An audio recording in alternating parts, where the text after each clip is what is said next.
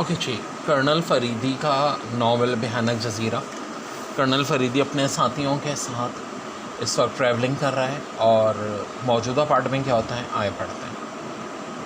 Heading इसकी एक दुश्मन। दूसरे दिन वो लोग एक स्टीमर पर जमीका के लिए रवाना हो गए।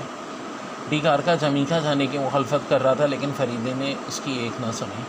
डी कारका की परेशानी का बायस दरअसल ये चीज़ थी कि इसका पासपोर्ट सिर्फ मैक्सिको तक का था। इसकी समझ में नहीं आ रहा था कि फरीदी जमीका में किस तरह उतर सकता था। तुम डरो नहीं, फरीदी ने से कहा, तुम्हारी हिफाजत का मैं ज़िम्मेदार हूँ, तुम देखना कि मैं तुम्हें किस सफाई से निकाल लाता हूँ। डी कारका इस बात से मुतमईन हुआ था या नहीं, लेकिन अनवर के लिए इस अजमल की तफसील जानना ज़रूरी थी। खुद उसकी समझ में नहीं आ रहा था कि फरीदी इन लोगों को जमीका किस तरह ले जाएगा। लिहाजा उसके मज़ीद इस्तफ़ार पर फरीदी को बताना ही पड़ा कि जर्मन साइजन मिलविन की तबाहकुन इजाद पर से पर्दा उठाने के सिलसिले में फरीदी की पोजीशन कुछ और हो चुकी है और अब फरीदी दौलत मुश्तरका के सारे ममालिक में किसी दुश्वारी के बगैर दाखिल हो सकता है। फरीदी ने जमीका में पेश आने वाली दुश्वारियों से मुतालिक इंस्पेक्टर ब्राउन को एक केबल रवाना किया था, जिसका जवाब आ गया। स्कॉटलैंड की तरफ से जमीका के महकमे सुरख रसानी को फरीदी के मुतालिक इत्तला दे दी गई है, लिहाजा वहाँ कोई दुश्वारी पेश ना होगी। अनवर मुतमईन हो गया। डी कारका भी कुछ पुरसकून नज़र आ रहा था, क्योंकि अल्बांडो की गैर मामूली क़ुव्वतों से अच्छी तरह वाकिफ़ था। स्टीमर पर मुसाफिरों की कसरत नहीं थी, क्योंकि वो स्टीमर दरअसल तजारती सामान मार करके जमीका की तरफ ले जा रहा था। अर्शे पर तो एक भी फ़र्द सफ़र नहीं कर रहा था।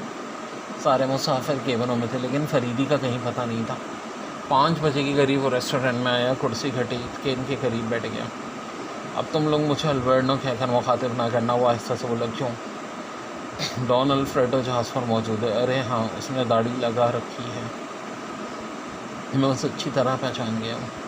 गुफ्तगू हो रही थी कि बावर्दी किस्म का पादरी आदमी रेस्टोरेंट में दाखिल हुआ। हाँ तो साहिबान, फरीदी बुलंद आदमी बोला। आप लोग मिलकर बड़ी खुशी हुई। स्पेन और स्पेशली बाशिंदों से इश्क है। मेरे साथी ने आप लोगों की बड़ी तारीफ़ की। आने वाला ने डी कारका पर एक चटसी सी नज़र डाली और करीब की एक मेज़ के पास बैठ गया। फरीदी बुलंद आवाज़ में भी कई तरह की बातें कर रहा था। बहरहाल वो आने वाले पर यह जाहिर करना चाहता था कि वो डी कारका से जहाज़ पर वाकिफ़ हुए। दफन आने वालों की नज़रें अनवर की तरफ उठ गईं, जो लियारी के भेस में था। वो बेख्तियार चौंक पड़ा। पहले उसके होठ थोड़े से खुले, फिर आंखें फैल कर रह गई। जल्द में ऐसे रहा, फिर करीब बैठे हुए लोगों ने उसकी कुर्सी की चढ़चढ़ाहट की आवाज़ सुनी। वो लहरा कर फर्श पर आ रहा। चारों तरफ लोग दौड़े और उसके गिरद पहर भी रख गई। अनवर फरीदी आहिस्ता से बोला, अपने केबिन में जाओ और वक्त तक बाहर ना निकलना जब तक मैं ना आ जाऊँ। अनवर चला गया। डी कारका वगैरह हैरानी से फरीदी की तरफ देखने लगे। फरीदी भीड़ हटाकर बेहोश आदमी के करीब पहुंच चुका था। हट जाओ। वो हाथ उठाकर बोला, मुक़द्दस बाप बेहोश हो गए हैं, लड़के एक गिलास पानी पिलाओ। वेटर एक पानी का गिलास लाया। फरीदी ने उसके गले में लटकी हुई स्लीव को नहायत एहतराम के साथ उसके सीने पर रख दिया और गिलास लेकर उसके चेहरे पर पानी के छींटे डालने लगा। थोड़ी देर बाद उस पादरी को होश आया। फरीदी ने उसे सहारा देकर बैठा दिया। मुक़द्दस बाप, अब तबीयत कैसी है? ठीक हूँ। पादरी चारों तरफ देखकर घबराए हुए लहजे में बोले, अब तो उठिए, आप बहुत कमज़ोर मालूम होते हैं। फरीदी उसे अपने मेज़ के करीब लाया। सब बैठ गए। रमोना अनवर की कुर्सी पर बैठे जा रही थी, मगर फरीदी ने उसे दूसरी कुर्सी पर बैठने का इशारा किया। अनवर की कुर्सी खाली रही। पादरी बार बार खाली कुर्सी की तरफ देख रहा था। मुक़द्दस बाप, आप बहुत कमज़ोर मालूम हो रहे हैं, ब्रांडी मंगाओ। नहीं, इसकी ज़रूरत नहीं। पर पादरी हाथ उठाकर बोला, मुझे ख्याल शक्ल के दौरे पड़ते हैं। सब भी दौरा पड़ा था। फरीदी ने इस पर अफसोस जाहिर किया। फरीदी थोड़ी देर तक इधर उधर की बातें करते रहने के बाद अनवर की कुर्सी की तरफ के इशारा करके बोला, ये कहाँ गया? तुम सबसे मिलकर मुझे बड़ी खुश है। कौन? फरीदी चौंक कर बोला, मेरा ख्याल है इस कुर्सी पर कोई नहीं था। फिर उसने रमूना की तरफ नज़रों से देखा। पादरी के चेहरे पर घबराहट का असर पैदा हुआ, लेकिन जल्दी उसने अपनी हालत पर काबू पा लिया। होगा मुमकिन है मुझे धोखा हुआ। बहरहाल आप लोगों से मिलकर बड़ी खुश हुई। बाकी सफ़र आराम से कट जाएगा। हम हर हाल में खिदमत के लिए तैयार हैं। फरीदी झुककर बोला, ये सी नूरा का रेखा है। ये सी नूरा मोना, ये मेरा साथी हमीद यूफ है और मैं फरीद यूफ। तुम दोनों रूसी हो? पादरी ने पूछा। जी हाँ, लेकिन हम रोमन कैथोलिक हैं, फरीदी ने कहा। हम दोनों पर आसमानी बरकत बाप बरकत नासिल करे। पादरी ने हार्ट उठा कर दुआ दी। इनके लिए नेक शगुन की दुआ कीजिए। फरीदे ने डी कार को और रोमाना की तरफ इशारा करके बोला, डी कार का बेटा इस सफ़र में अचानक वो इनके लिए हमेशा से जुदा हो गया। कहाँ हिंदुस्तान में, और अब ये मैक्सो जा रहे हैं। मैक्सो मरिए जहाज़ तो जमीका जा रहा है। एस्पानमा की बंदर का आपरंस पर उतरेंगे, फिर वहाँ से मैक्सो जाएंगे। बड़ा चक्कर चढ़ जाएगा। पादरी ने तशवीश लहजे में कहा, क्या किया जाए। फरीदी गमगीन इस लहजे में बोला, मेरी इनकी मुलाकात इसी जहाज़ पर हुई थी। इनकी दुख भरी कहानी सुनकर बड़ा अफसोस हुआ। बात यह कि लड़की की मां फालना में ये इसकी खबर डाक के ज़रिए, तार के ज़रिए नहीं सुनाना चाहते। ठीक है, पादरी ने कहा। बड़ा अफसोस हुआ, खुदा इन्हें सब्र दे। थोड़ी देर तक खामोशी रही, फिर पादरी उठता हुआ बोला, अच्छा मेरे बच्चों, आसमानी बाप तुम्हारी हिफाजत करे। आप कमज़ोरी महसूस कर रहे होंगे। फरीदी ने कहा, चलिए मैं आपको केबिन तक ले चलूँ। पादरी नहीं करता रहा, लेकिन फरीदी ने सहारे के लिए अपना हाथ पेश कर ही दिया। फरीदी उसके केबिन तक पहुँचा। अगर फरीदी लौट आया, डी कार का हैरान था। इसने हमीद को बुलाकर कुछ बातें की, फिर हमीद रेस्टोरेंट से चला गया। ये सब क्या था? रमोना बेसब्री से बोली, अनवर कहाँ गया, तुम बताओ। फरीदी कुर्सी खींचकर बैठते बोला। उसके होठों पर शरारत आमिज़ मुस्कुराहट। मैं कुछ नहीं समझी। मुक़द्दस बाप अनवर कोलगारी का भूत समझकर बेहोश हो गए थे। वो डॉन अल्फ्रेडो था। हाँ, वो पादरी के मेकअप में है और असल में वो डॉन अल्फ्रेडो है। इसलिए अनवर को सचमुच तुमने भूत बना दिया। रमी रोना अपनी हंसी जब्त करके बोली, और मैंने अनवर को हिदायत कर दी, फ़िलहाल अपनी असल सूरत में आ जाए। डॉन अल्फ्रेडो बुरी तरह खाइफ है। मुमकिन है वो आज अपने साथियों को वायरलेस के ज़रिए पैगाम भेजने की कोशिश करे। मेरा साथी उसकी निगरानी कर रहा है। डी कार का कुछ ना बोला। उसके चेहरे पर घबराहट के आसार पाए जा रहे थे। रमू ने भी उसके बाप की बदलती कैफियत में बुरा असर डाला। तुम खामोशी हो गए, फरीदी हंसकर बोला। मैं इसके चीथड़े उड़ा दूँगा। मुमकिन है बताना ना हो। डी कार का ने फिक्रमंद लहजे में कहा, छोड़ोगी।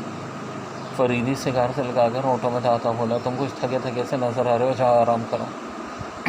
मेरा साथी अल्फ्रेडो पर गहरी नज़र रखेगा। थोड़ी देर बाद अनवर भी काम शुरू कर देगा और हमें जल्दी मालूम हो जाएगा कि अल्फ्रेडो था ना ही उसके साथ कुछ और नहीं है। थोड़ी देर बाद डी कार का भी अपने केबिन की तरफ चला गया। रमूना, तुम भी ठहर रही हो? नहीं, मैं बाप की वजह से कारमंद हूँ। नन्ही लड़की, तुम्हारे अंदेशे फजूल हैं। हंसो मुस्कुराओ, कह के लगाओ, ज़िंदगी इसी का नाम है। मस्त रही हूँ। रमोना के ऑटो पर एक बेजान सी मुस्कुराहट थी। तुम्हारी गुफ्तगू सुनकर मैंने अंदाज़ा लाया तुम बहुत दलेर हो। मैं दलेर कहाँ हूँ? खैर, तुम अपने मुँह से तो अपनी तारीफ़ करो कि नहीं, मगर वो कुछ और कहना चाहती थी कि हमीद आ गया। क्यों, तुम कुछ करके चले आए हो? फरीदी से घूर कर बोला। आप मज़े कर और मैं धक्के खाऊँ? हमीद ने उर्दू में कहा और बैठ गया। अब ड्यूटी बदल जाए तो अच्छा, आप जाकर इस अल्फ्रेडो के फट्टे को ताकि और मैं आपके फ़ायदे अंजाम दूँगा। फरीदी उसे कहरा रुद नज़रों से घूर रहा था। बेहूदा वो आहिस्ता से बोला, बुराए तुम अपनी तरह मुझे भी सोचते हो कि किसी दिन औरत के हाथे मारे जाओगे। क्या बात है? रमूना ने पूछा। कुछ नहीं, फरीदी ने हंसकर कहा। ज़रा अल्फ्रेडो के पेट में दर्द है, उससे कह रहा हूँ कि जाकर कोई आला किस्म का चूरन तजवीज़ कर दें। ठीक से बताओ, रमूना ने कहा। फरीदी उठकर चला गया। छोड़ो भी, अल्बर्टो पर खून के प्यास सवार है। चलो अरशे पर चलते हैं। इस वक्त डूबता हुआ सूरज बड़ा हसीन लगेगा। थोड़ी देर बाद रमूना अरशे पर जहाज़ की रेलिंग से टकेवी हमीद से कह रही थी कि अल्बर्टो कभी आत्मा मालूम होता है और कभी कुछ और। जब वो डॉन अल्फ्रेडो को सहारा देने जा रहा था तो मुझे ऐसा महसूस हुआ कि जैसे कोई खूनख्वार भेड़िया किसी बकरी के बच्चे को सहारा देने जा रहा है। ना जाने क्यों मैंने सचमुच उसकी आंखों में खून की प्यास देखी थी। अभी तुमने देखा ही गया है, हमीद हंसकर बोला। दोनों काफ़ी देर अरसे पर खड़े रहे। फिर रात की स्याही ने देव पैकर मौजों को आहिस्ता आहिस्ता खौफनाक बना दिया। हवा तेज़ होती जा रही थी। जहाज़ से टकराने वाली लहरों की हल्की हल्की बौछार उनके चेहरों पर नमी करने लगी थी। वो अपनी कोनियों को लौटाए।